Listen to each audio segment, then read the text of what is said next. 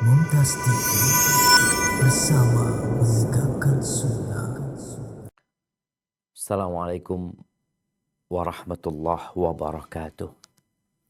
Alhamdulillah alladzi bi ni'matihi tatimmu shalihat wassalatu wassalamu ala khairil bariyah sayyidina wa maulana Muhammadin wa ala alihi wa ashabihi ajma'in, amma ba'd.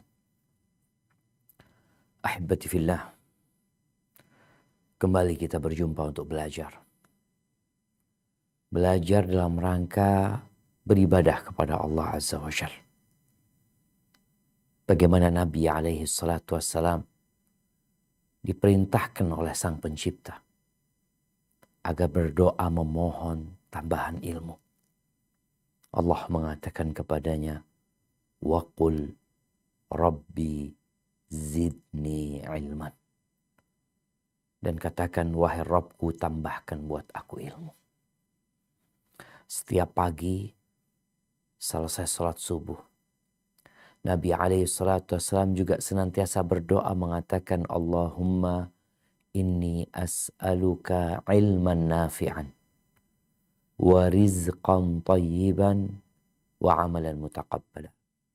Ya Allah, sesungguhnya aku memohon kepadamu ilmu yang bermanfaat, amalan yang diterima, rizki yang baik dan amalan yang diterima.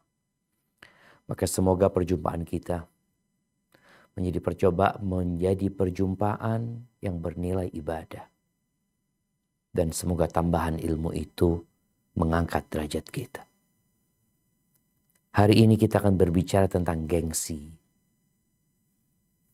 Tentang sebuah sifat atau kondisi kejiwaan manusia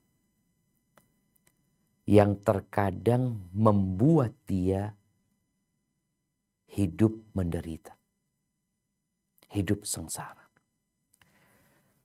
Kalau Anda baca arti dari gengsi di dalam Kamus Bahasa Indonesia, disebutkan bahwasanya gengsi itu artinya kehormatan dan pengaruh, harga diri, martabat. Itu makna gengsi. Walaupun mungkin ada gengsi yang terpuji, seperti seorang yang gengsi untuk minta-minta, menjaga kehormatan dirinya. Seorang yang gengsi untuk meminta pertolongan orang lain, dia lebih memilih untuk mengerjakan sendiri. Di mana seorang sahabat Nabi yang bernama Hakim bin Hizam radhiyallahu ta'ala anhu, yang pada awalnya dia banyak meminta kepada Nabi alaihi salatu wassalam. Lalu Nabi alaihi salatu wassalam memberikan penjelasan dan pencerahan kepadanya tentang buruknya meminta-minta. Tentang hinanya orang yang meminta-minta. Sehingga sejak itu Hakim bin Hizam berjanji tidak mau lagi meminta-minta. Ahibati fillah, tapi kita akan berbincang tentang gengsi yang tercela. Di mana seorang melakukan sebuah perbuatan, sebuah tindakan hanya sekedar untuk menjaga harga diri dalam pandangan dia. Untuk menjaga martabatnya.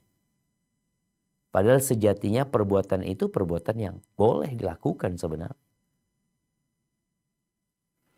Karena gengsi ini benar-benar membuat banyak orang hidup menderita. Yang kita lihat sekarang. Berapa banyak orang yang akhirnya harus disita rumahnya. Disita motornya. Disita mobilnya.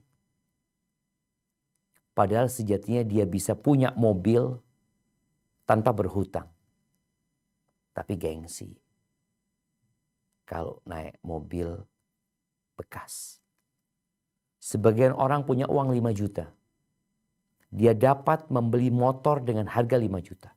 Dan motor itu layak dipakai. dan bisa mengantarkan dia ke tempat tujuan dia. Tapi karena gengsi, dia beli motor dengan sistem kredit di harga 25 juta. Sehingga dia hidup menderita.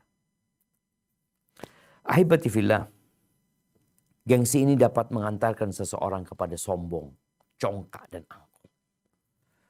Dan bicara dampak buruk dari gengsi yang dipelihara. Yang pertama, akan membuat orang itu kehilangan peluang dalam kehidupan ini. Khususnya kalau bicara peluang pekerjaan. Berapa banyak orang yang terlalu memilih pekerjaan. Dia maunya bekerja di tempat yang bergengsi, dengan pakaian yang perlente, dengan penampilan yang menunjukkan dia orang besar. Dia mau cari pekerjaan seperti itu. Sehingga ketika ada banyak tawaran pekerjaan, dan kita tahu bicara kerja ini di masa sekarang ini, ya lapangan pekerjaan semakin sempit. Dan seharusnya seorang muslim menjadi seorang pengusaha, ya berpikir bagaimana dia berusaha sendiri. Jadi kalau bicara orang yang memelihara gengsinya sehingga dia tidak mau bekerja ketika ditawarkan pekerjaan yang mungkin menurut dia kurang bergengsi pekerjaan tersebut. Dia malu untuk kerja di tempat itu. Akhirnya dia meninggalkan pekerjaan itu. Rasulullah Sallallahu Alaihi Wasallam, bagaimana beliau mendidik umatnya untuk bekerja apa saja yang penting halal. Ini, kerja apa saja yang penting halal. Memang ketika ada dua pekerjaan engkau bisa memilih, maka silakan engkau memilih. Rasulullah Sallallahu Alaihi Wasallam bersabda di dalam hadis yang diriwayatkan Imam Bukhari dan Muslim, beliau mengatakan, "Ma akala ahadun ta'aman qat khairan min ayyakula min amal yadih." Tidaklah seorang makan makanan yang lebih baik daripada hasil kerja tangan dia. Ini kalau bicara rizki, rizki itu ada yang kita usahakan, ada yang datang kepada kita tanpa usaha. Kita dikasih hadiah, kasih bantuan. Tapi ternyata yang lebih baik yang kau makan itu yang hasil kerjamu sendiri. Wa inna nabiyallah Dawud sallallahu alaihi wasallam kana ya'kulu min amaliyati. Nabi Dawud alaihissalam, beliau itu makan dari hasil kerja tangannya sendiri. Beliau bisa punya usaha yang dikerjakan oleh orang, sehingga beliau dapat setoran dari orang-orang yang bekerja. Tapi ternyata Nabi Dawud alaihissalam, beliau lebih memilih makan dari hasil kerja tangannya sendiri. Apa kerja Nabi Dawud alaihissalam?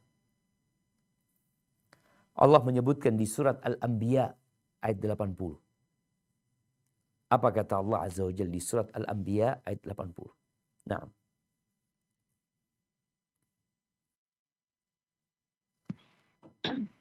A'udzu billahi minasy syaithanir rajim. Wa li Sulaiman ar-riha 'asifatan tajri bi Ayat 80 ya. amrihi. Oh, apa Ustaz?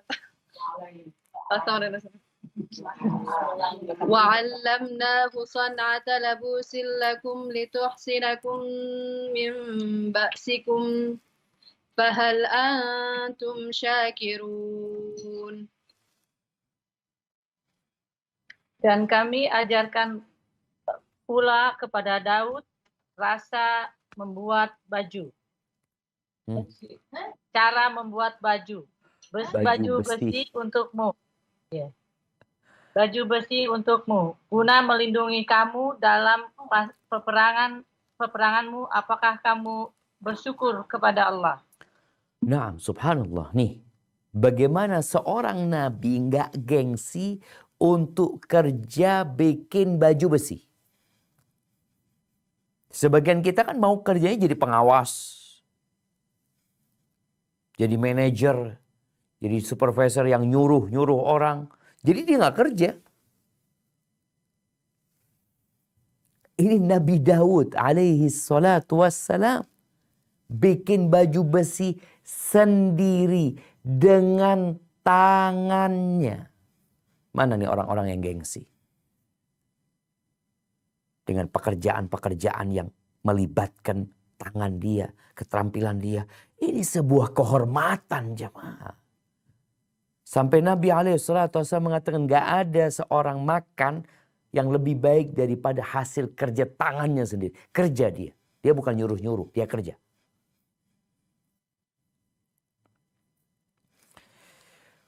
Kemudian para nabi. Kata Nabi kita Muhammad alaihi salatu wassalam, ma ba'athallahu nabiyyan illa ra'al ghanam. Tidak ada nabi pun yang diutus melainkan mereka menggembala kambing. Kerja. Menjadi pengembala. Kita tahulah kalau bicara pengembala, bagaimana pakaiannya, di mana tempat kerja dia akan terkena terik matahari, dia akan berpindah dari satu tempat padang rumput ke padang rumput selanjutnya. Kehidupan dia penuh dengan kesulitan. Bicara penampilan, jangan ditanya penampilan pengembala kambing. Itu para nabi. Nggak ada satupun nabi melainkan mereka pernah mengembala kambing. Nabi menceritakan ini dan beliau tidak gengsi. Cerita aja nggak gengsi. Tentang apa yang pernah terjadi. Sekarang kita melihat ada orang-orang OKB, orang kaya baru. Dia nggak kepingin menceritakan bagaimana perjuangan dia dulu. Kadangkala sebagian bekerja sebagai pengumpul rongsokan. Tapi ketika dia sudah sukses, dia nggak mau cerita. Malu, gengsi dong. Harga diri, masa cerita hal itu? Nabi menceritakan. Karena memang untuk mengajarkan kepada umat. Di mana ada peluang bekerja, kau kerja. Walaupun jadi pengembala kambing. Dan Nabi mengembala kambing sallallahu alaihi wasallam. Ahibbati fillah. Sebagian Nabi bekerja di pasar, berjualan. Cari makan, jual beli di sana. Apa kata Allah Azza wa Jal di surat Al-Furqan ayat 20. Nah, silahkan dibaca. وَمَا أَرْسَلْنَا قَبْلَكَ مِنَ الْمُرْسَلِينَ إِلَّا إِنَّهُمْ لَيَأْكُلُونَ الطَّعَامَ وَيَمْشُونَ فِي الْأَسْوَاقِ وَجَعَلْنَا بَعْضَكُمْ لِبَعْضٍ فِتْنَةً أَتَصْبِرُونَ وَكَانَ رَبُّكَ بَصِيرًا. Nah, artinya?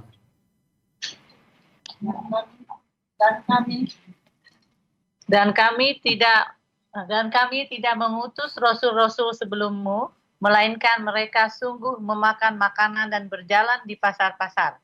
Dan kami jadikan sebagian kamu cobaan bagi sebagian yang lain. Maukah kamu bersabar? Dan adalah Tuhanmu maha melihat. Barakallahu fiik, subhanallah jamaah. Bagaimana Allah menggambarkan para nabi, para utusan Allah. Mereka jalan ke pasar. Mereka perlu membeli sesuatu. Berangkat. Nggak gengsi berangkat ke pasar. Bahkan ketika Nabi SAW, beliau makan. Beliau nggak mau bersandar kalau makan. Menunjukkan ketawaduan. Kesederhanaan. Yang sebagian orang takut kalau kelihatan sederhana. Di dalam hadis yang diriwayatkan Imam Bukhari dan Muslim. Rasul SAW mengatakan, la ayyahtatiba ahadukum hazmatan ala dhahri. Seorang di antara kalian mencari kayu bakar. Kemudian dia taruh di punggungnya. Bayangin jemaah. Mungkinkah sekarang nih anak-anak muda sekarang ya. Kemudian dia kerja bawa kayu bakar. Apalagi yang sudah hidup di kota umpamanya. Kalau sekarang mungkin bukan kayu bakar ya. Karena orang nggak pakai kayu bakar di kota umpamanya. Mereka rongsokan lah. Ngumpulin kerdus umpamanya. Apa yang bisa dijual, dibawa. Nabi SAW mengatakan, la ayyahtatiba ahadukum hazmatan ala dhahri khairun lahu. Itu lebih baik buat dia. Daripada dia harus jadi benalu buat masyarakat. Harus minta-minta. Berapa banyak anak muda yang masih memberatkan orang tuanya. Padahal dia sudah punya energi. Dia punya kekuatan, dia punya akal, pikiran yang seharusnya dia bekerja. Walaupun sekedar ngumpulin rongsokan. Menjual kerdus. Dia bawa. Tapi apa masalahnya? Gengsi. Makanya membuat orang menderita. Kehilangan banyak peluang. Engkau pikir orang-orang sukses itu, mereka langsung sukses. Mereka langsung duduk di balik mejanya, kerjanya hanya tanda tangan. Mereka langsung seperti itu. Mereka berkeringat jemaah. Mereka berlelah, berletih. Maka tadi, ketika orang menjaga gengsinya, dia akan kehilangan banyak peluang.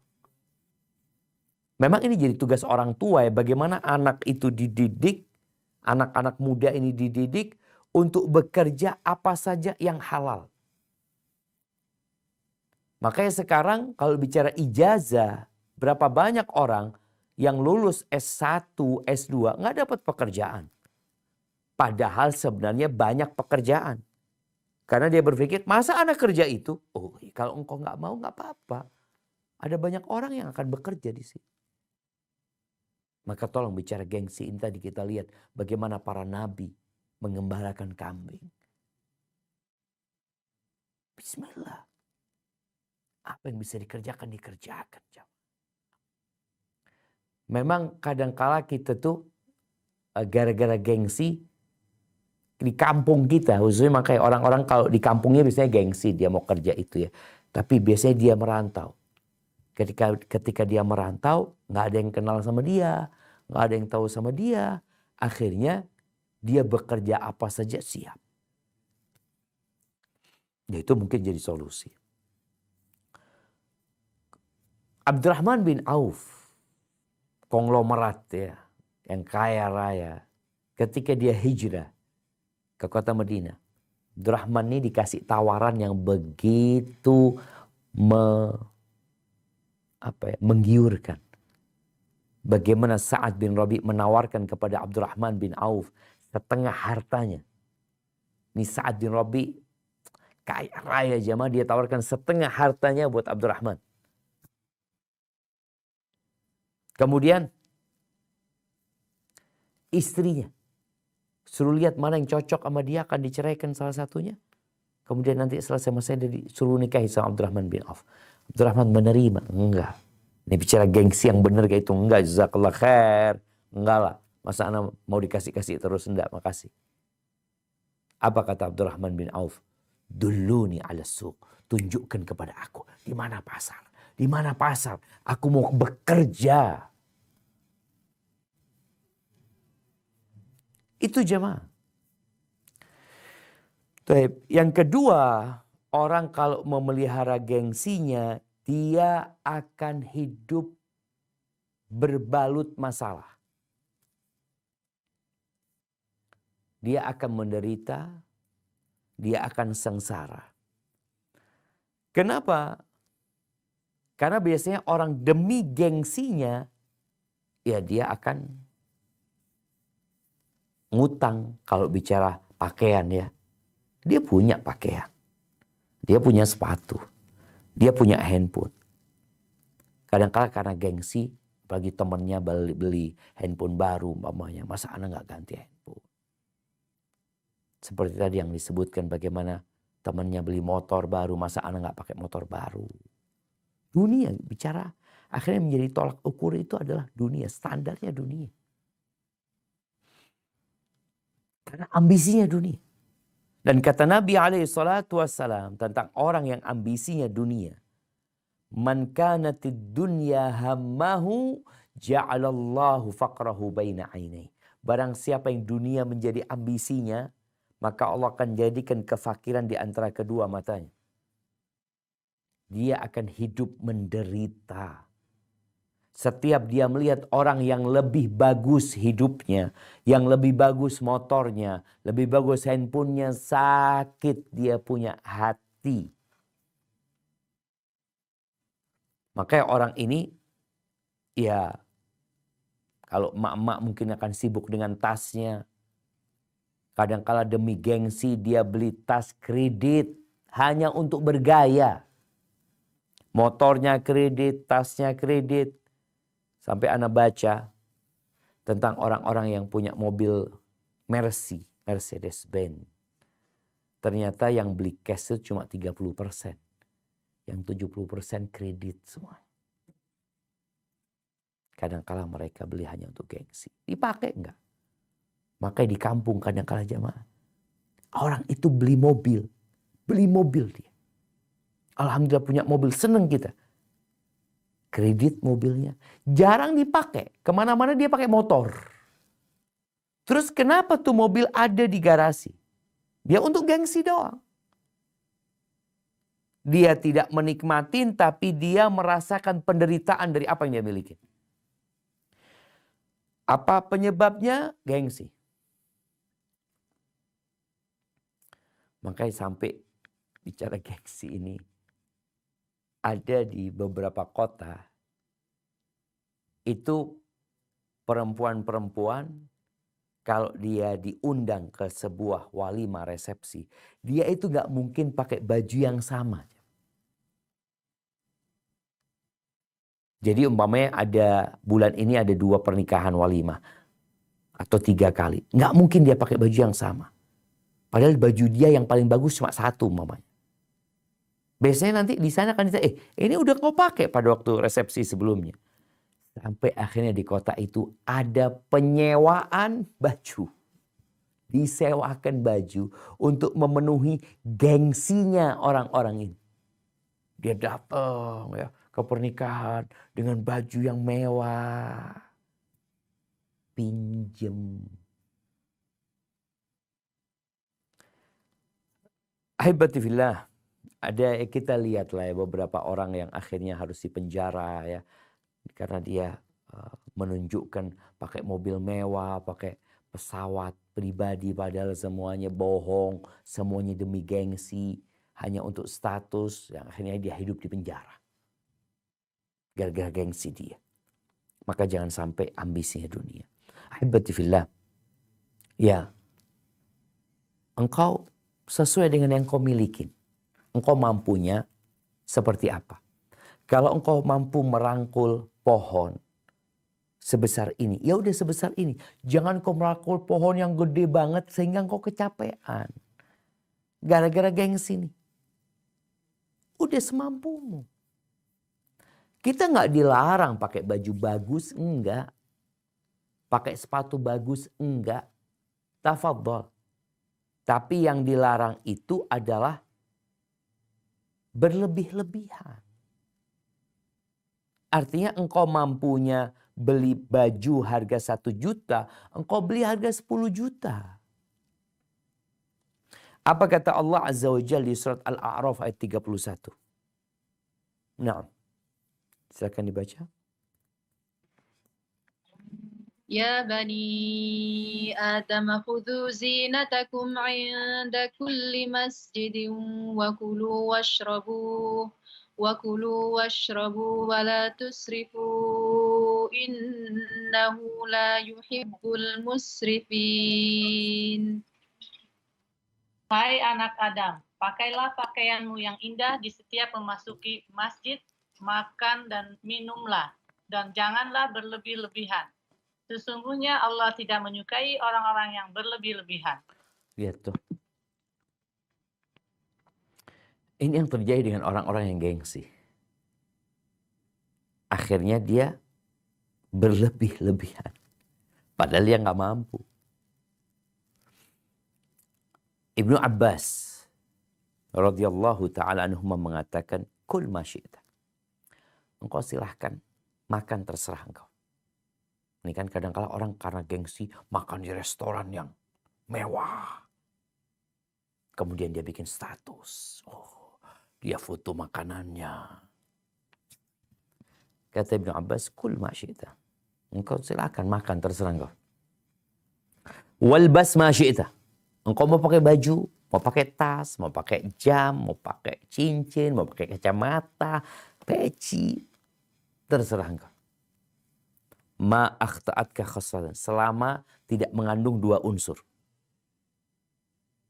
Makan, pakaian selama tidak mengandung dua unsur ini boleh. Apa dua unsur ini? Sarafun wa makhilah. Yang pertama, nggak boleh berlebih-lebihan. Yang kedua, nggak boleh sombong. Gengsi itu mengantarkan orang kepada kesombongan. Membuat orang berlebih-lebihan. Karena gengsi. Dan Nabi SAW mengatakan, kulu washrabu walbasu wa tasaddaqu. Kalian silahkan makan, silahkan minum, silahkan berpakaian, silahkan sedekah. Catatannya, nggak boleh sombong dan nggak boleh berlebih-lebihan. Ahibati fillah. Jadi beli baju boleh, yang nggak boleh berlebih-lebihan. Besar pasak daripada tiang, itu gengsi kadang-kadang penyebabnya. Atau memang kondisi, beda lagi. Ada orang yang memang anaknya banyak sedangkan penghasilannya sedikit. Tapi ada orang yang enggak. Sebenarnya dia yang dia beli itu bukan satu kebutuhan, tapi sebuah keinginan. Yang ketiga, orang kalau memelihara gengsi biasanya akan menghalalkan segala cara. Ya Allah, syama. Kesian kita ngelihat ada anak-anak SMA, anak-anak kuliah gara-gara kepingin pakai barang-barang branded, jadi pelacur, menjual dirinya. Gara-gara kepingin pakai baju yang bagus, kepingin dikatakan orang kaya, kepingin beli tas yang bagus. Jualan apa dia? Dia memang punya duit. Jualan kehormatan diri. Yang awalnya ingin menjaga kehormatan, bicara gengsi ini, kan jaga harga diri. Tapi karena dia nggak beriman, akhirnya yang dia lakukan menjual diri.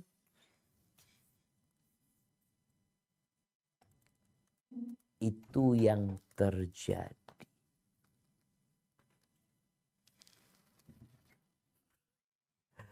Nah, jemaah. Jadi Rasul SAW beliau menyebutkan la ya'tiyanna 'alan nasi zamanun. Akan datang suatu masa kepada manusia. La yubalil mar'u bima akhadhal mal. Di mana manusia tidak peduli dapat dari mana dia harta. Nggak peduli lagi dia. Amin halalin, amin haram. Apakah dia dapatkan dari hasil yang halal atau haram? Nggak peduli. Makanya hutang riba, orang pakai kartu kredit ya, kita tahu ya bagaimana kartu kredit ini ada unsur riba di situ, dilaknat sama Allah Azza wa Jalla. Tapi gara-gara gengsi ketika dia makan dia gesek ya. Dia nggak peduli berapa yang habis, urusannya urusan nanti. Tapi yang penting dia dapat menunjukkan dirinya bahwa dia orang yang terhormat, orang yang berpengaruh. Gara-gara gengsi. Nggak peduli sama halal haram. Dan ini yang kita lihat sekarang. Banyaknya kemudahan-kemudahan yang diberikan untuk bergaya. Akhirnya membuat orang mengikuti syahwatnya. Ada satu kawan cerita, dia ya Allah Zat, ana itu punya moge, kata dia dulu. Ana punya moge, ana punya mobil mewah ini. Semuanya utang. Utang semuanya. Walhamdulillah kata dia Ustaz, ana lepas semuanya. Kemudian ana naik mobil Avanza, dia cerita. Ya Allah, nikmatnya hidup. Enggak diperbudak sama gengsinya. Maka hibati fillah. Ini dampak buruk dari orang yang mementingkan gengsi. Kadangkala dia akan mencuri. Kadangkala dia akan menipu. Kita lihatlah kemarin beberapa orang yang disebut crazy rich ya. Padahal dia sebenarnya nggak crazy rich dia. Akhirnya dia tukang tipu sebenarnya. Akhirnya dia dipenjara. Dan kita jamaah diperintahkan untuk melihat kepada yang di bawah. Supaya nggak kebawa dengan gaya hidup tuh orang. Engkau tunjukkan, subhanallah, dalam agama kita itu diajarin sesekali berjalan gak pakai sandal. Itu minas sunnah. Nabi SAW nyuruh kita jalan tanpa sandal. Dalam rangka tadi mendidik gengsi kita. Bahwasanya engkau adalah makhluk Allah Azza wa Jal. Engkau hamba Allah Azza wa Jal. Mungkin kau dilihatin orang, gimana sih jalan gak pakai sandal? Nah, gak apa-apa, kenapa? Ini sunnah, sesekali jalan tanpa sandal. Untuk tadi, supaya kita tidak terpengaruh dengan gaya hidup orang yang menyebabkan kita menderita dan menghalalkan segala cara. Demi meraih popularitas kita lihat orang-orang, ya na'udzubillah. Taib, yang keempat, gengsi ini dapat mengorbankan kebahagiaan seseorang. Manusia itu kalau menurutin gengsinya, akhirnya dia nggak berkembang. Dia anti kritik, nggak mau dikasih tahu, merasa yang paling baik, merasa yang paling benar. Padahal bagaimana manusia itu dapat memperbaiki diri ketika ada yang meluruskan dia tatkala dia bengkok. Kita ini semua punya kesalahan. Makanya orang yang gengsi biasanya dia merasa paling benar aja. Umar bin Khattab, sosok seorang pemimpin yang disebut atau yang digelari dengan Al-Faruq. Beliau mengatakan, rahimallahu mra'an ahda ilaina uyubana. Semoga Allah merahmati orang-orang yang menghadiahkan kekurangan-kekurangan kami. Itu terima kasih. Nah, bicara gengsi dalam kehidupan rumah tangga ini perlu dibahas. Suami istri. Jadi kadangkala ada istri yang gengsi untuk minta maaf sama suaminya. Padahal mungkin ya dia yang salah. Atau sebenarnya suaminya yang salah. Tapi berat banget. Suami juga berat mau minta maaf sama istri. Istri juga berat karena gengsi. Jual mahal. Harga diri. Masa ana minta maaf sama dia? Sang suami merasa ana ini pemimpin. Masa ana minta maaf sama istri ana? Si istri juga seperti itu. Ahibati fillah. Padahal sebenarnya ada sebuah kemuliaan. Lupakan gengsi dan raihlah kemuliaan dan kehormatan. Nabi alaihi salatu wassalam ya. Beliau mengatakan, ala ukhbirukum binisaikum fil jannah. Maukah kalian aku beritahu tentang istri-istri kalian di dalam surga? Ini cerita tentang wanita-wanita yang bakal masuk surga nih. Karena kadangkala ada istri yang suaminya masuk surga, istrinya nggak masuk surga. Tapi apakah suaminya mungkin akan membantu memberikan syafaat kepada istrinya? Ya boleh jadi. Tapi boleh jadi suaminya memang sakit hati sama istrinya. Dia nggak akan berpikir memberikan syafaat kepada istrinya. Karena memang dia merasa dizalimin sama istrinya. Atau sebaliknya. Maka Nabi alaihissalatu menyebutkan, ala ukhbirukum binisaikum fil jannah. Maukah kalian aku beritahu tentang istri-istri kalian di dalam surga? Qulna bala ya Rasulullah. Maka kata para sahabat, tentu ya Rasulullah. Beliau mengatakan, kullu wadudin walud. Mereka adalah setiap wanita, setiap istri yang penyayang. Dan subur, banyak anaknya. Idza ghadibat. Nih. Apabila sang istri marah. Istri marah. Marah itu boleh jadi ya karena kesalahan dia atau kesalahan suami. Au usi'a ilaiha. Apabila sang istri marah. Atau dia disakiti sama suaminya. Au ghadiba zaujuha. Atau yang marah itu suaminya. Apa sikap istri penghuni surga ini? Qalat. Maka istri ini akan datang kepada suaminya. Lalu dia mengatakan, hadhihi yadi fi yadika. Ini tanganku di tanganmu. La aktakhilu bi ghamdin hatta tardha. Aku tidak akan memejamkan mata sampai engkau ridha. Subhanallah. Selesai ini. Ini hadis diriwayatkan oleh Al-Imam At-Tabrani. Bagaimana seorang wanita yang mengesampingkan gengsinya. Dia datang, dia minta maaf sama suami. Boleh jadi suaminya yang salah. Sebagian wanita kalau disuruh minta maaf, enggak lah, ana suruh minta maaf. Na'udzubillah, enggak. Dia yang minta maaf duluan. Loh, ini tadi. Gengsi ini membuat kita kehilangan kebahagiaan.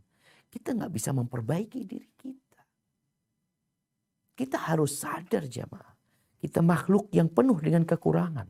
Dan tatkala bicara rumah tangga, kita ingin memiliki rumah tangga yang harmonis.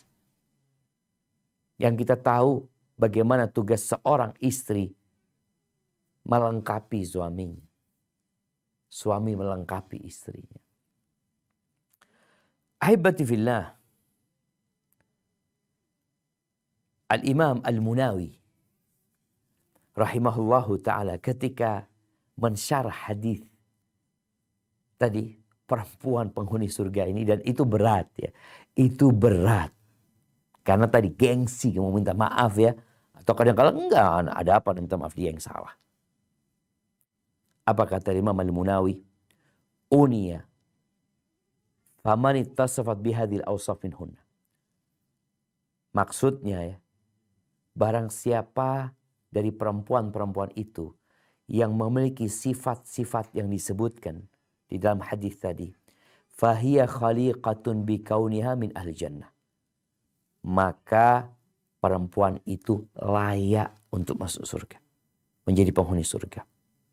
Wa qallama nara fihinna man hadhihi sifatuha. Kata Al-Munawi mengatakan, dan betapa jarangnya kita melihat wanita-wanita yang punya sifat seperti ini. Yang kalau disakiti atau dia yang berbuat salah, dia yang datang ke suaminya, bayangin. Dia mengatakan, hadhihi yadi fi yadika. Ini tanganmu di tanganmu, tanganku di tanganmu. La aktahilu bi ghamdin hatta tardha. Aku tidak akan memejamkan mata sampai engkau ridha sama aku. Kata Al-Munawi mengatakan, fal mar'atu salihah kal ghurabil a'sam. Wanita yang soleha, istri yang soleha itu seperti ghurab, seperti burung gagak al-a'sam. Itu Nabi pernah menyebutkan dalam sebuah hadis. Seperti burung gagak itu hitam. Tapi ada burung gagak yang istimewa, yang paruhnya merah, yang kakinya berwarna merah. Ini langka aja. Seperti itu wanita yang soleh. Maka tolong jangan gara-gara gengsimu, kemudian engkau kehilangan kesempatan masuk surga dan kehilangan kebahagiaan di dalam rumah tangga. Dan bicara maaf ya, yang kadang-kadang kita gengsi untuk minta maaf kepada seseorang atau memaafkan seseorang. Kata Nabi alaihi salatu wassalam, "Wa ma zadallahu 'abdan bi'afwin illa 'izzah." Yang kadang-kadang gengsi untuk meminta maaf, ketahuilah, tidaklah Allah menambahkan kepada seseorang dengan maaf yang dia lakukan, melainkan kehormatan. Gengsi itu artinya kehormatan, pengaruh, harga diri. Engkau dengan minta maaf atau engkau dengan memaafkan, tambah gengsimu sebenarnya. Engkau semakin bergengsi. Bukan kehilangan gengsi. Ahibati fillah, yang terakhir ya. Orang yang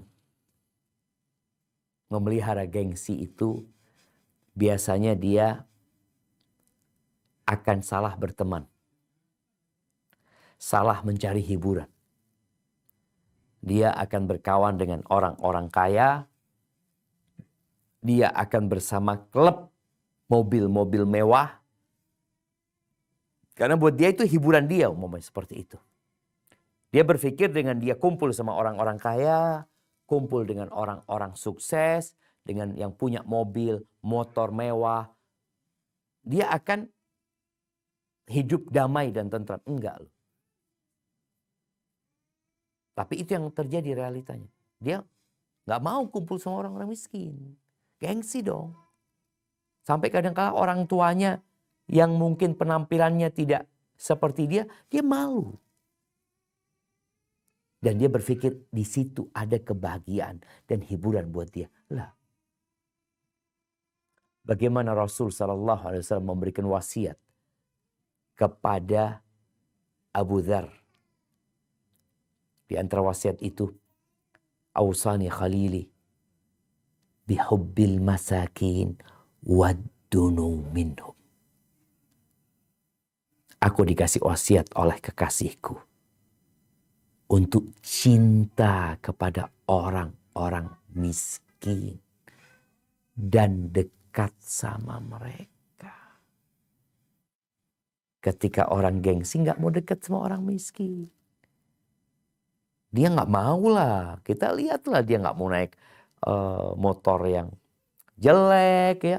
Dia kepingin selalu tampil kaya, tampil terhormat. Padahal sebenarnya untuk ngobatin penyakitmu itu agar engkau hidup bahagia, deket doh sama orang miskin. Jalankan di wasiat Nabi SAW.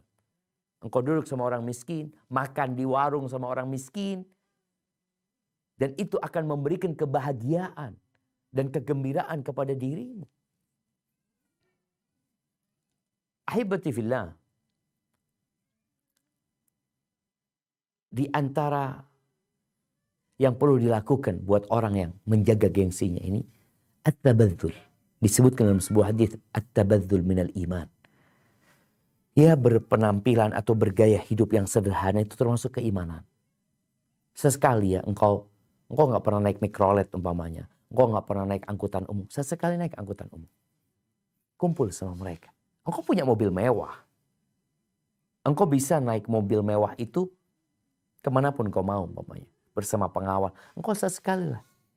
Yang biasa umpamanya naik pesawat di bisnis kelas. Sesekali engkau duduk di yang ekonomi. Kumpul sama orang-orang di sana. Yang naik kereta, ya selalu kereta yang mahal. Sesekali engkau naik kereta yang ekonomi. Untuk melatih gengsimu. Yang biasa naik mobil pribadi, sesekali naik angkutan umum. Dan alhamdulillah sekarang angkutan umum bagus lah, insya Allah aman juga. Tapi di situ ada usaha untuk memperbaiki diri kita.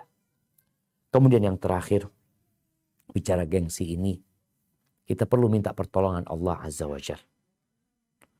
Karena jiwa manusia itu, kata Allah, innan nafsa la'ammaratum bisu.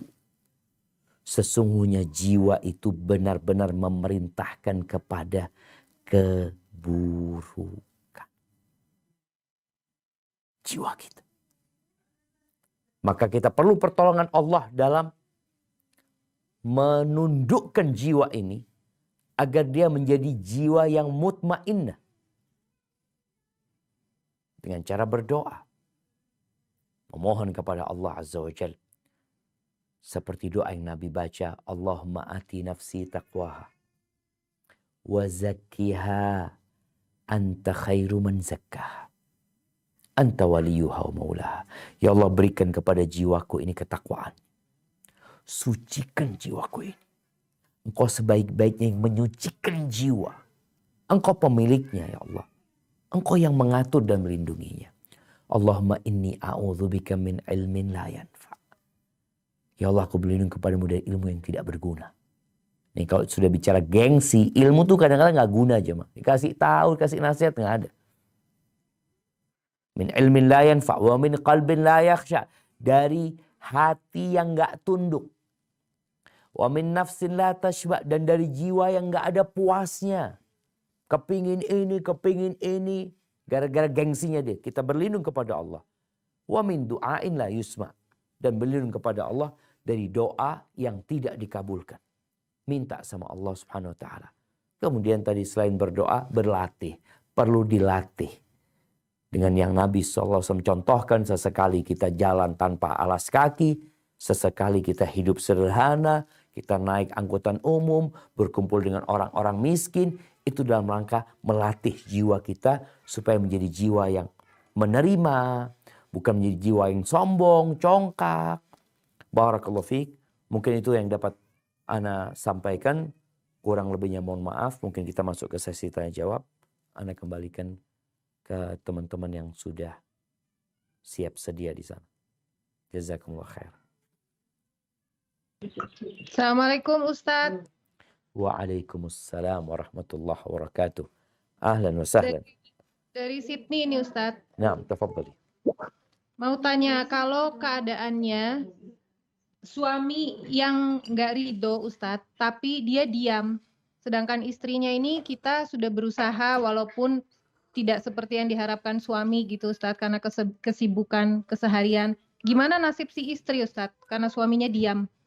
Tunggu sebentar. Suaminya diam. Iya, dia tidak ridho, tapi nggak bilang kalau dia nggak ridho gitu. Jadi dipendam aja gitu. Kan kita nggak tahu gitu Ustadz. Tapi istri tahu. Enggak, Ana mau tanya. Istri ini tahu. Jadi ada suami yang tipikalnya kalau nggak ridho ngomong. Marah. Tapi ada suami yang tipikalnya kalau dia nggak senang dia diem. Berarti kalau suaminya diem sedang ada masalah. Maka istri yang harus pinter-pinter. Kalau dikatakan istri nggak tahu, enggak Ustaz, Ana nggak tahu, ya lain lagi. Tapi istri kan sudah hidup bersama sama suami.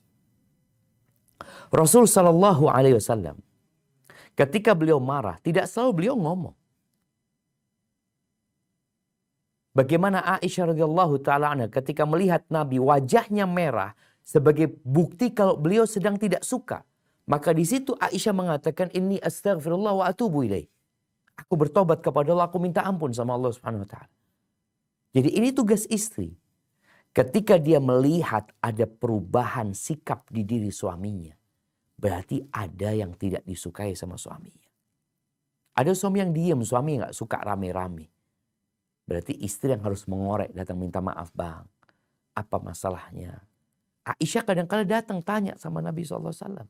Menanyakan kesalahan dia.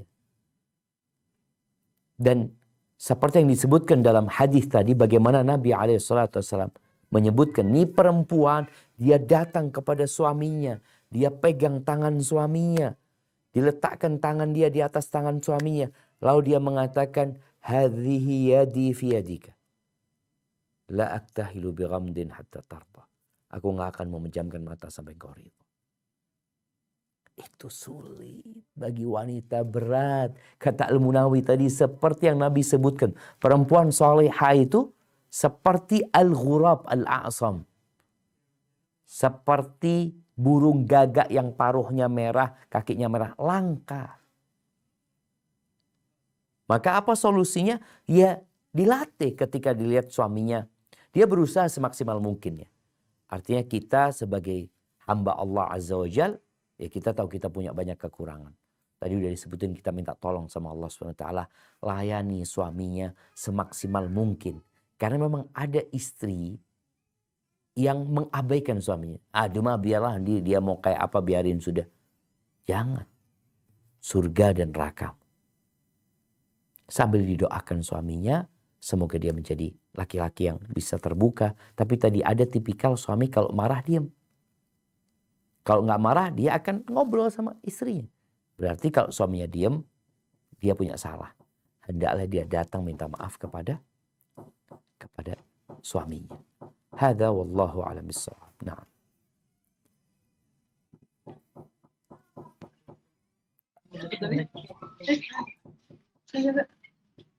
Assalamualaikum Ustadz. Waalaikumsalam warahmatullahi wabarakatuh. Ahlan wa sahlan. Na'am. Barakallahu fiik. Bismillahirrahmanirrahim.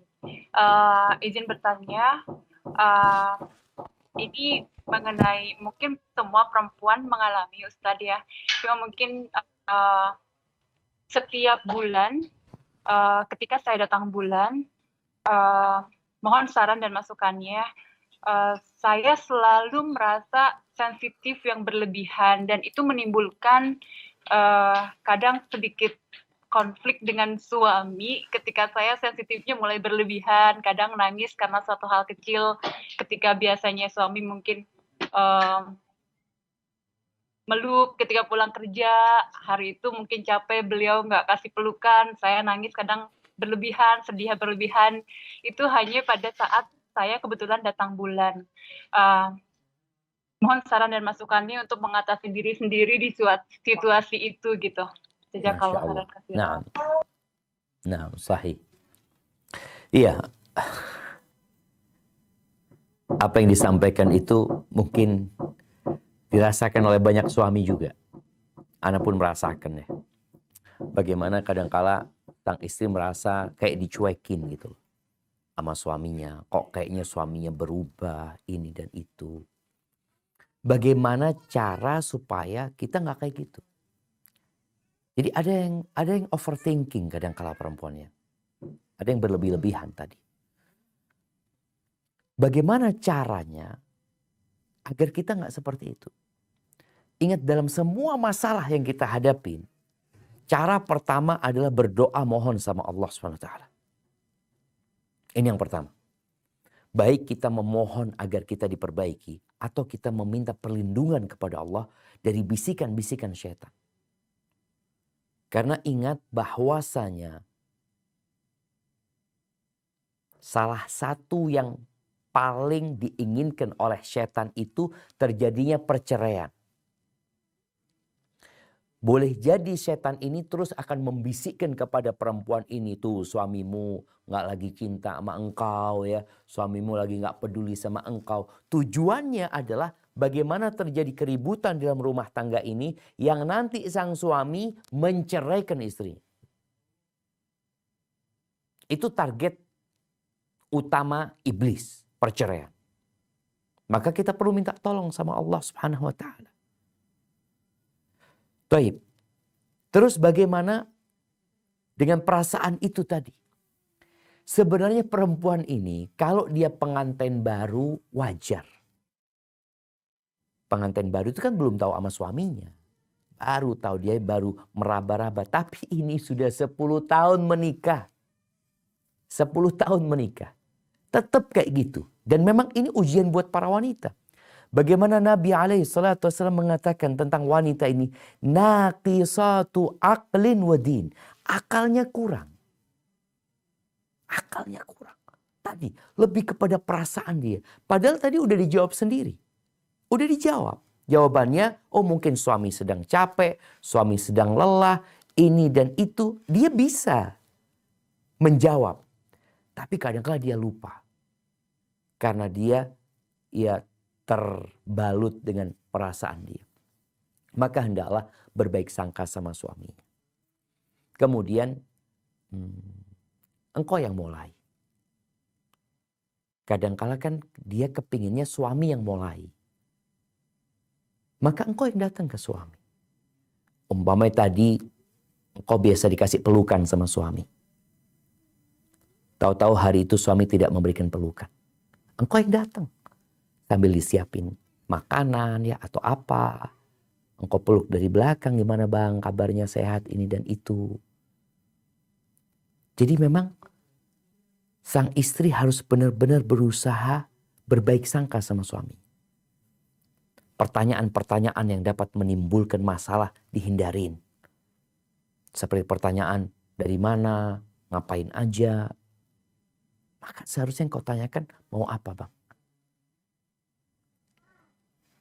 Dan semua bisa dilakukan dengan membiasakan diri. Insya Allah lama-kelamaan engkau bisa melewatin hal-hal itu. Apalagi dikatakan tadi, ini hal rutinitas selalu datang ketika datang bulan ya.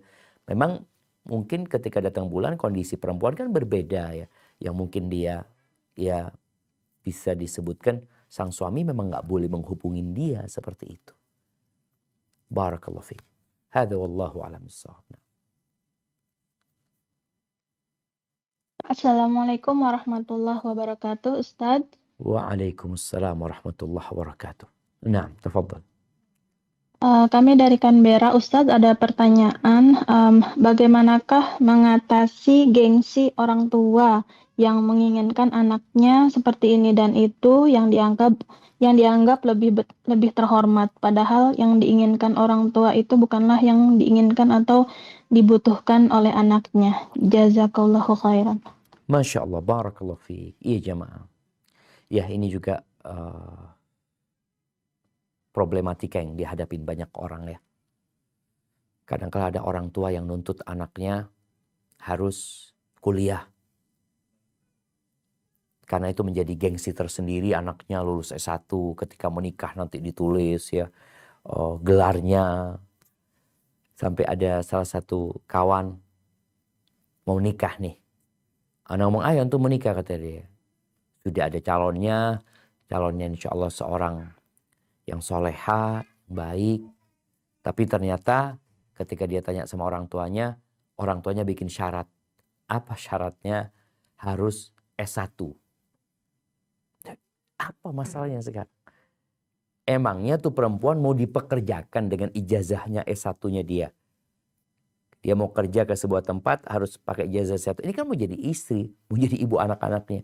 Tapi masalahnya masalah gengsi aja.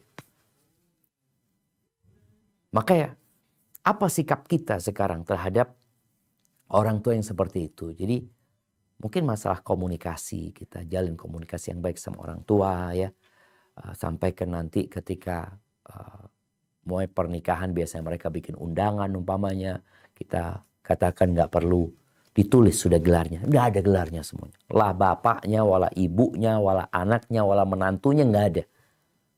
Ini untuk menghilangkan tadi gengsi. Jadi orang, soalnya lihat di beberapa undangan itu SH atau apa ini, subhanallah. Tapi ada subhanallah jamaah. Ada undangan seorang dokter nikah sama dokter, wala ada tulisan dokter sama dokternya, nggak ada sama sekali. Lah orang tuanya wala anak. Ini pelajaran buat kita, bosnya. Yang termulia di antara kita adalah yang paling bertakwa kepada Allah SWT. Dan gelar itu nggak dibutuhkan dalam pernikahan. Kalau engkau mau ngisi seminar, engkau mau ngajar di sebuah kampus, baru gelar itu diperlukan. Tapi kalau di acara pernikahan, perlunya apa? Perlunya gengsi doang. Nggak ada gunanya di situ sebenarnya. Ini yang dalam pandangan anak. Kemudian kalau bicara pekerjaan, kadang-kala orang tua juga anaknya mau kerja nih.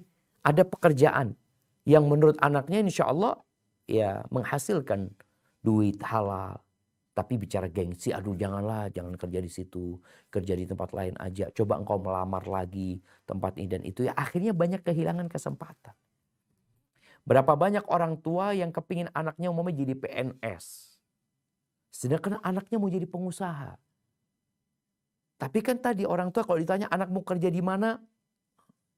Mau wira swasta. Itu kurang bergengsi buat orang tua. Maka mengatasi hal itu ya perlu komunikasi yang baik sama orang tua dan perlu membuktikan kepada orang tua sambil berdoa ya.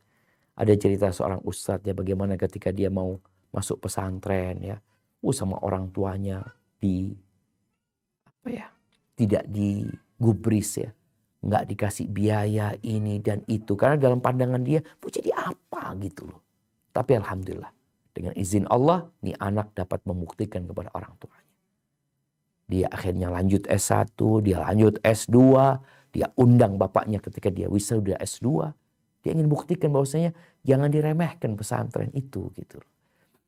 Memang ya ini butuh kesabaran ya, butuh kesabaran anak menghadapi orang tuanya. Orang tua kadang-kadang butuh kesabaran menghadapi anaknya. Ada yang anaknya disuruh kerja ini, gengsi dia mau kerja di sana. Ada yang orang tuanya yang gengsi. Maka kata Allah Azza wa Jal, وَجَعَلْنَا بَعْضَكُمْ لِبَعْضٍ فِتْنَةً أَتَصْبِرُونَ. Kata Allah, kami jadikan sebagian kalian itu ujian buat sebagian lainnya. Kalian sabar nggak menghadapi ujian itu? Hadza wallahu a'lam bissawab. Nah. Assalamualaikum Ustadz, pertanyaan dari Perth. Waalaikumsalam warahmatullahi wabarakatuh. Nah, tafadhali. Bagaimana menghadapi suami yang ketika anak lagi bikin ulah, suami malah seperti menyalahi sang istri, padahal istri sudah berusaha mendidik anak dengan baik. Jazakallahu khairan. Ya. Nah, begini.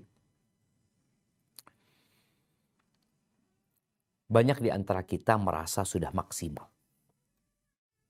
Anak sudah maksimal. Boleh jadi perasaan maksimal ini itu ada di diri istri. Suami melihat engkau belum maksimal. Apa yang harus dilakukan?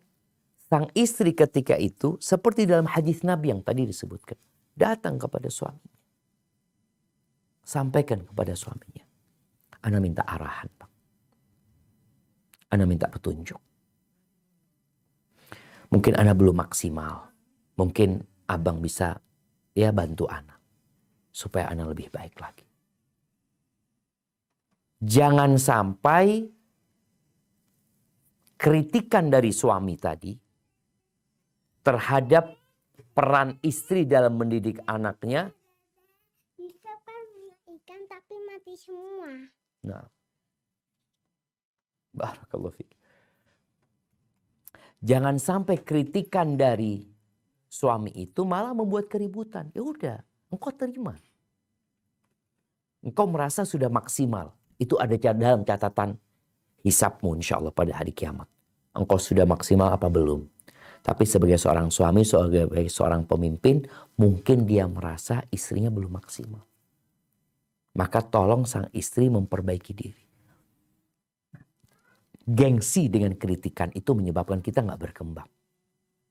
Karena kita kadang-kadang, enggak, anak sudah maksimal Ustaz. Bener Ustaz. Iya, itu kan perasaanmu. Ketika sang suami merasa belum maksimal, engkau tanya sama suami, "Baik bang, yang anak sudah lakukan ini, umpamanya dalam mereka mendidik anak ini. Yang kurang di mana? Anak akan perbaiki." Karena tujuan berumah tangga ini adalah mendapatkan kebahagiaan. Kadang-kala seorang suami, contoh Ana sebagai seorang suami, Ana bekerja, Ana sebagai seorang dosen, sebagai seorang ustadz, ya, Ana memberikan nafkah kepada istri, kepada keluarga. Kan Ana ingin anak-anak Ana ini dididik dengan baik sama ibunya, seperti itu. Ketika Ana lihat anak ini kok hasilnya kurang, maka Ana akan bertanya kepada ibunya umpamanya, ini kok bisa kayak gini, masalahnya di mana? Kadang-kala ada suami yang bahasanya langsung menyalahkan, tapi ada suami yang bahasanya menanyakan. Boleh jadi memang istri sudah mendidik, tapi belum maksimal. Maka belum maksimalnya di mana ini, tanyakan kepada suami. Allah Azza wa Jal itu sangat cinta kepada seorang hamba yang apabila dia melaksanakan tugasnya, dia sempurnakan, gak setengah-setengah. Maka insya Allah tadi hendaklah engkau berlapang dada menghadapi suami, engkau datang kepada suamimu, engkau minta bantuan kepada suamimu. Kalau engkau memang sudah mentok, udah maksimal, maka alhamdulillah engkau akan mendapatkan balasan dari apa yang kau lakukan. Tapi kalau mungkin menurut suami belum maksimal, yang kau tanya kepada suami. Kadang-kala yang bisa menilai kita tuh orang lain. Bukan kita sendiri. Makanya kenapa kadang-kala ada ujian.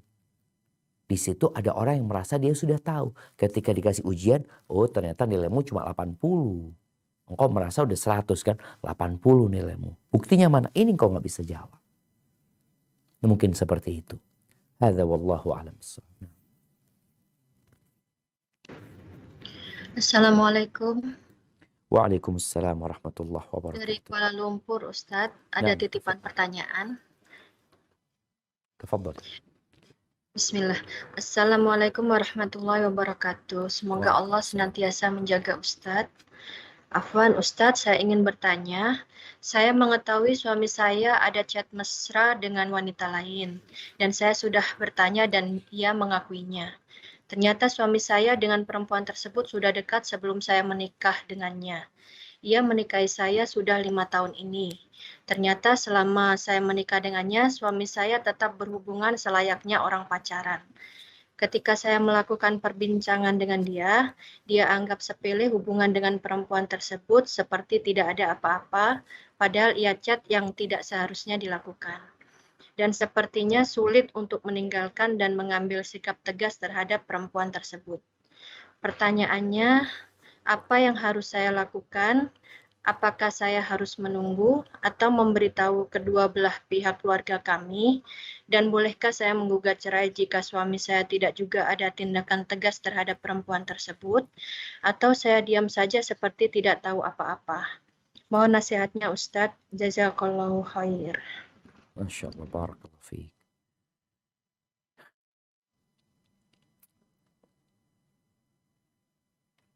Jamaah rahimakumullah.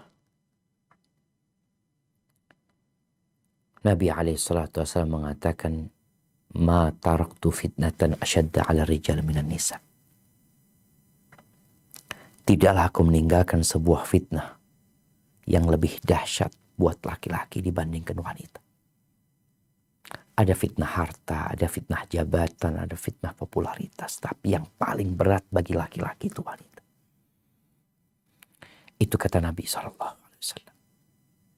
Oleh karena itu, bagaimana Islam menutup semua lorong yang mengantarkan kepada fitnah wanita ini. Disuruh kita menundukkan pandangan, ya, nggak boleh berduaan, kalau ngobrol pun yang tegas. Kembali kepada pertanyaan tadi. Apa yang perlu dilakukan istri? Yang perlu dilakukan istri adalah bagaimana mengajak suaminya meningkatkan ketakwaannya kepada Allah Azza wa Jalla.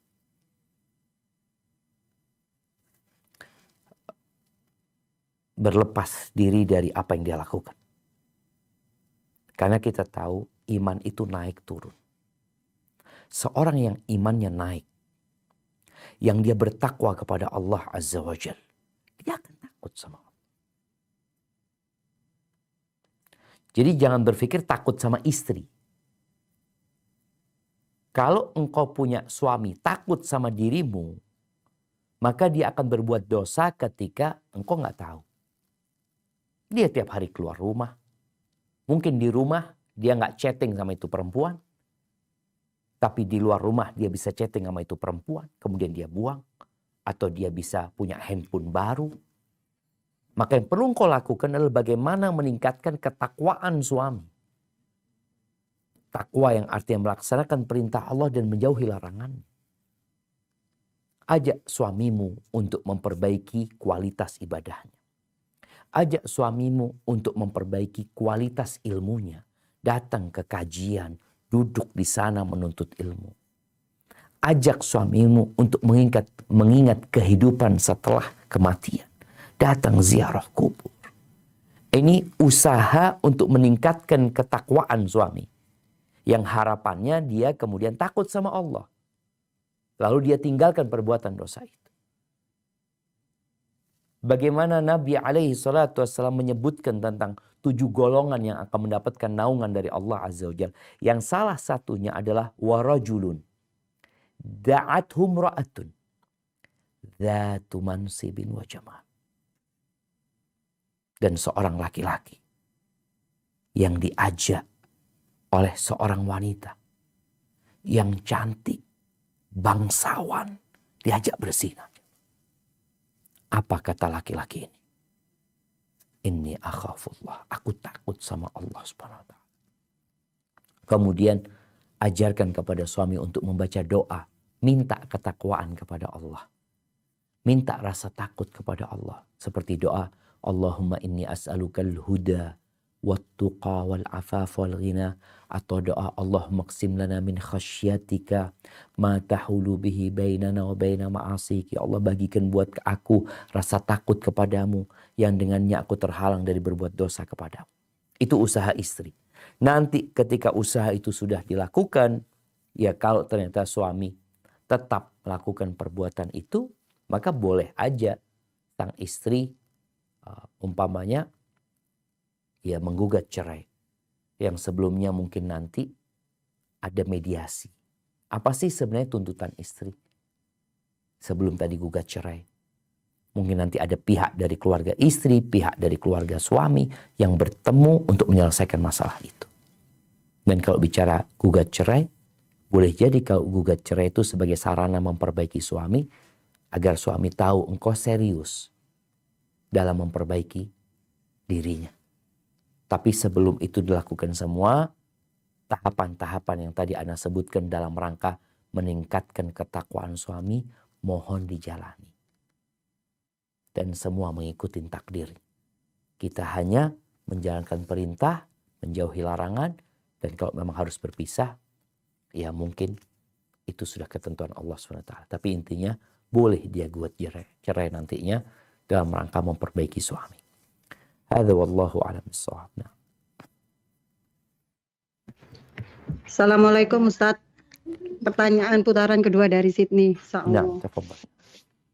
Ya Ustadz, kalau seumpama ini Ustadz, kalau kita minta maaf kepada anak, karena memang sebetulnya itu anak emang benar dan lebih pengetahuan agamanya daripada kita. Apakah itu tidak menjatuhkan harga diri kita sebagai orang tua dan takutnya si anak kayak jadi kurang ajar gitu Ustadz. Bagaimana sikap kita orang tua selagi kita memang bersalah Ustadz kepada anak tersebut. Jazakallahu khair. Barakallahu fiik. Ahibati fillah. Hampir semua orang tua itu kepingin anaknya lebih baik daripada orang tua. Hampir semua orang tua itu ingin anaknya lebih sukses daripada orang tuanya. Hampir semua orang tua itu ingin anaknya lebih berilmu daripada kedua orang tuanya. Kalau bicara orang tua sedang berbuat salah kepada anaknya, apa yang harus dilakukan orang tua? Minta maaf sama anaknya. Nah, tapi di sini ada cara bagaimana supaya anaknya tidak jadi kurang ajar. Karena anak ini juga perlu diajarin adab dan etika. Boleh jadi yang dilakukan oleh orang tuanya itu malah mendidik anaknya untuk mengikuti kebenaran. Untuk tidak malu dan tidak gengsi dalam mengikuti kebenaran. Karena ada orang yang gengsi jamaah untuk minta maaf. Gengsi untuk meninggalkan kesalahan dia. Tapi ini orang tua enggak. Maka dikatakan ar-ruju' ilal haq khairun minat tamadi fil batil. Kembali kepada kebenaran itu lebih utama, lebih mulia daripada terus-terusan berbuat dosa. Maka tinggal bagaimana ngomong sama anaknya, sampaikan bahwasanya, ya kita itu nak disuruh mengikuti kebenaran. Siapapun yang menyampaikan kebenaran tersebut. Dan kita itu makhluk yang berpotensi berbuat salah. Dan Bapak terima kasih atau Ibu terima kasih atas nasihatmu yang Bapak lakukan salah ya. Mudah-mudahan Bapak bisa memperbaiki diri dan Ibu atau Bapak berharap engkau jadi orang yang lebih baik. Bapak ingin engkau menjadi orang yang lebih sukses. Harapan orang tua kepada anaknya itu besar sekali. Jadi perasaan tadi takut anaknya jadi kurang ajar, ya dididik anaknya kalau gitu. Bagaimana supaya dia menjadi orang yang menghormatin orang tuanya, menyayangi yang lebih kecil, menerima kebenaran, dan tidak sok suci. Itu tugas orang tua. Jadi nggak ada masalah insya Allah tadi orang tua yang meminta maaf kepada anaknya atas kesalahan yang dia lakukan. Cuma bagaimana dalam permintaan maaf dia tetap di situ ada unsur pendidikan buat anaknya agar dia menjadi orang yang menghargai orang tuanya, menjadi anak yang kembali kepada kebenaran dan tidak berpikir gengsi untuk mengikuti kebenaran. Sambil didoakan anaknya. Semoga anaknya nggak jadi GR ya dengan orang tua yang minta maaf kepada dia. Hada wallahu a'lam bissawab.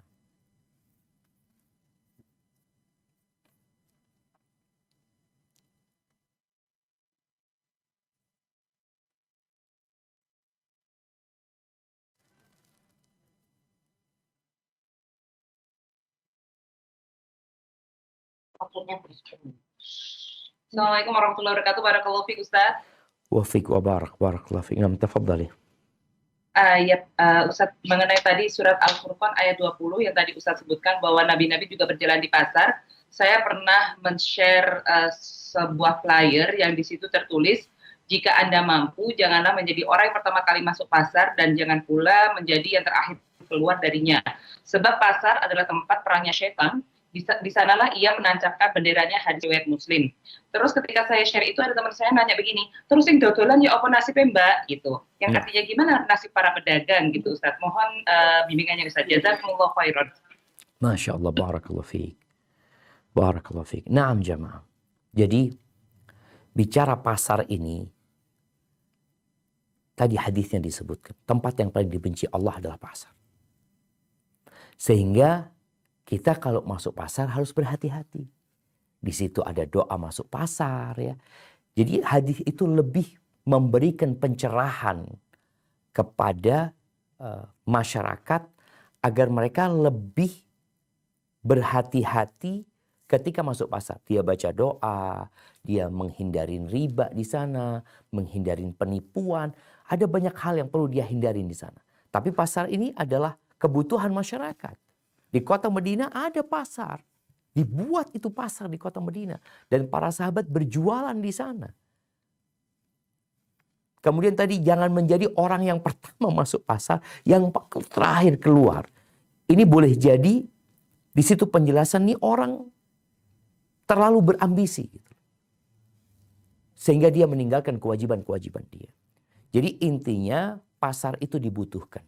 Di kota Madinah ada pasar. Para sahabat Nabi berjualan di pasar. Para Nabi jadi juga jalan. Mereka belanja di pasar. Karena itu menjadi tonggak kehidupan masyarakat. Tapi hendaklah mereka berhati-hati dengan yang namanya pasar ini. Itu pesannya. Bagaimana Allah Azza wa Jalla menyuruh orang-orang selesai sholat Jumat. Ketika dikumandangkan adzan Jumat. Disuruh meninggalkan semua perdagangan. Semua jual beli untuk datang ke rumah Allah Azza wa Jalla. Setelah itu silahkan bertebaran di muka bumi ini. Tapi kata Allah, wadhkurullaha katsiran. Ingatlah Allah yang banyak. Jadi silahkan bekerja di pasar, jualan di pasar, tapi ingat sama Allah Azza wa Jalla, ingat dengan aturan Allah, ingat dengan halal haram, ingat dengan hak saudaranya, dan jangan sampai dia menjadi orang yang dimurkain Allah Subhanahu wa taala. Hadza wallahu a'lam bissawab. Naam. Assalamualaikum warahmatullahi wabarakatuh, Ustadz. Waalaikumsalam warahmatullahi wabarakatuh. Ya, kami dari Canberra lagi. Pertanyaannya adalah, di zaman sosial media seperti sekarang ini, apakah pesan khususnya pada generasi muda agar tidak gengsi untuk bekerja apa saja asalkan halal? Kadang mereka lebih malu atau takut dengan komentar orang daripada tidak makan. Jazakallahu khairan. Allahu Akbar jamaah. Ya, jadi ini bicara ambisi sebenarnya. Ketika seorang ambisinya dunia, maka dia akan hidup menderita. Itu sudah hukuman buat orang yang ambisinya dunia. Tadi disebutkan dia memikirkan komentar orang, ya, pujian orang, sanjungan orang, ya, like-nya orang, dislike-nya orang, ya Allah. Ya dia akan menderita. Maka nasihatnya, yang pertama ketahuilah engkau diciptakan untuk mengabdi kepada Allah Azza wa Jalla. Wa ma khalaqtul jinna wal insa illa liya'budun. Allah memberikan segala fasilitas yang ada di tubuhmu dalam rangka engkau menjadi hamba Allah Azza wa Jalla. Engkau punya kedua mata, engkau punya dua kaki, engkau punya dua tangan, yang semuanya itu adalah pemberian Allah Subhanahu wa Ta'ala. Dan kita nggak lama hidup di dunia ini. Kemudian yang kedua, berkaitan dengan komentar manusia. Ketahuilah bahwa pujian manusia atau celaan manusia itu tidak akan menambahmu jadi orang kaya walau jadi orang miskin. Tidak akan menambahmu menjadi orang yang lebih cintai Allah, enggak. Maka hendaklah engkau mencari pujian Allah dan takutlah dari celaan Allah Subhanahu wa Ta'ala. Yang ketiga, pergaulan. Karena pergaulan ini akan berdampak ketika dia bergaul dengan orang-orang tadi yang gengsi, maka dia akan jadi seperti mereka. Tapi coba engkau bergaul dengan orang-orang yang takut sama Allah Subhanahu wa Ta'ala, yang dia nggak mau jadi benalu di masyarakat, yang dia mau bekerja apa saja selama halal. Maka kalau engkau punya kawan yang seperti itu, insya Allah akan hilang tuh gengsi. Tapi kalau engkau kumpul sama orang-orang yang gengsi, maka sulit engkau akan jadi lebih baik. Kenapa Nabi SAW memberikan wasiat agar dekat sama orang-orang miskin, cinta sama mereka, agar hilang tuh gengsi tadi. Kemudian yang terakhir, buat anak muda ini, engkau punya tujuan hidup. Engkau menjadi seorang pemuda, engkau akan menikah insya Allah. Engkau akan menjadi seorang ayah. Maka kejarlah yang engkau inginkan itu dengan meminta pertolongan Allah Subhanahu wa Ta'ala. Semangatlah untuk meraih apa saja yang bermanfaat buat engkau. Dan kata orang Jawa itu setel kopok. Engkau nggak harus mempedulikan semua omongan orang. Dan kurangi interaksi dengan medsos. Jangan sibuk melihat komentar, bikin konten hanya sekedar untuk mendapatkan pujian dan sanjungan dari orang. Engkau bisa sakit jiwa dengan seperti itu. Hadza wallahu a'lam bissawab. Assalamualaikum Ustadz. Pertanyaan dari lagi. Bagaimana kalau kita menghadapi salah satu teman yang banyak gengsi Ustadz? Apakah perlu kita langsung nasihati atau kita jaga jarak Ustadz? Nah, iya jemaah. Ya, ini ada dua masalah. Tadi kita disebutkan kita perlu cari kawan yang nggak gengsian, ya, yang nggak sibuk dengan gengsinya dia. Tapi sisi lain kita punya kawan seperti itu gitu. Apa yang harus kita lakukan? Kita jauhin atau kita kasih nasihat? Sebagai seorang muslim ingat orang-orang beriman itu bersaudara. Dan Allah mengatakan watawassaw bil haqq watawassaw bis sabr. Allah juga mengatakan wal mu'minuna wal mu'minatu ba'duhum awliya'u ba'd ya'muruna bil ma'ruf wa yanhauna 'anil munkar. Harus ada amar ma'ruf nahi munkar. Kita punya kawan yang ia selalu hidup dengan penampilannya, dia takut kelihatan jelek, ini itu. Pokoknya hidup dengan gengsi dia, ya kita kasih nasihat. Dengan cara apa? Mungkin nggak dengan cara kita menyampaikan sesuatu kepada dia. Tapi kita ajak dia ke rumahnya orang-orang miskin. Melihat orang-orang yang hidupnya susah. Sehingga gengsinya dia itu hilang. Sesekali gitu kita berjalan sama dia, kita pakai baju yang biasa aja. Kita yang biasa bawa tas yang bagus umpamanya, hari itu kita bawa tas plastik, kresek. Itu dalam mereka mendidik saudara kita. Sehingga dia ketika melihat itu, dia jadi ya Allah teman-teman kok aku aja yang kayak gini. Maka kita perlu kadang-kadang mengkondisikan. Umpamanya tadi, pas kajian teman kita datang nih, kita sampaikan kepada kawan-kawan, semua nggak ada yang bawa tas, semua bawa kresek aja hari ini. Semua pakai sandal yang biasa, sepatu yang biasa. Sehingga dia akan merasa malu sendiri gitu loh. Ketika dia melihat, ya Allah orang-orang kok kayak gitu kok. Dia awalnya bertujuan ingin menunjukkan penampilan dia jadi malu. Maka itu mungkin jadi shock terapi buat dia. Kenapa Nabi SAW menyuruh kita sesekali berjalan tanpa alas kaki, sesekali hidup dengan kesederhanaan, dalam rangka mendidik jiwa kita dan mendidik orang-orang yang hidup dengan gengsi mereka. Barakallahu fiik. Nah. Ustadz, untuk putaran ketiga gimana Ustadz? Aduh, Masih bisa? nggak iso Kak Evi. Ini sudah. Tetap aja pada 4 state ini. Baik, kayaknya cukup Kak Evi ya. Nanti Ya. siap insya Allah. Baik, barakallahu fiik. Jamaah rahimakumullah. Ketahuilah bahwasanya sebesar apapun masalah kita, sesulit apapun kondisi kita, kita punya Allah Azza wa Jalla yang Dia Maha Pengasih dan Maha Penyayang. Dan Allah sudah mengatakan fa inna ma'al usri yusra. Inna ma'al usri yusra. Yang menghadapi masalah di keluarganya karena ada gengsi di tempat kerjaannya, dengan anak-anaknya, dengan siapapun. Tolong engkau banyak-banyak berdoa memohon kepada Allah Subhanahu wa taala. Allah mengatakan, "Ud'uni astajib lakum." Kata Allah, mintalah kepada aku. Pasti aku kabulkan. Cuma kita kadang kala gengsi meminta sama Allah. Malu meminta sama Allah Subhanahu wa taala. Padahal kata Nabi SAW, la tas'alanna bunayya Adam. Afwan. Kata Nabi SAW, a'jazun nas man ajiza anid du'a. Orang yang paling lemah itu adalah orang yang tidak mampu berdoa. Maka perbanyak berdoa memohon kepada Allah SWT. Semoga Allah menyelesaikan masalah kita. Subhanakallahumma bihamdika asyhadu an la ilaha illa anta astaghfiruka wa atubu ilaik. Sampai berjumpa kembali. Wassalamualaikum warahmatullahi wabarakatuh.